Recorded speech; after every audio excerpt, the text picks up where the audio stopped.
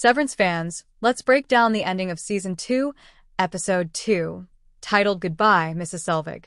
Directed by Sam Donovan and written by Mohammed El Masri, this episode aired on January 24th, 2025, on Apple TV+.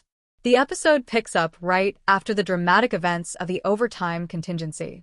Mark S., Helly R., Irving B., and Dylan are back at Lumen, but how they got there is what this episode unravels.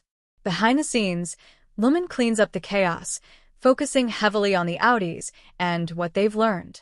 Mark S., now restored to his Audi self, finds himself at his sister Devon's house. His cryptic shout, "She's alive," from Episode 1 still lingers. Devon and her husband, Rickon, help Mark piece together the meaning, though Mark remains clueless about Ms. Casey, who we know is tied to his late wife, Gemma. As Mark processes this, Seth Milchick shows up. He pressures Mark with subtle threats and promises, ultimately convincing him to return to Lumen, dangling the idea that his Innie is happy and in love.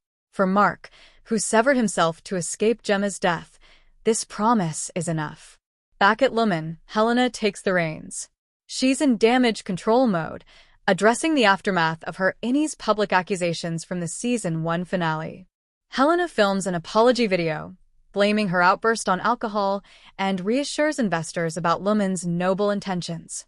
Meanwhile, she closely examines footage of her Innie, Helly R., uncovering moments that blur the line between their identities, particularly a clip of Helly kissing Mark. Elsewhere, Dylan and Irving face the consequences of their Innie's rebellion. Both are fired but quickly rehired after Milchick sweetens the deal with fruit baskets, because, of course, Lumen always has ulterior motives.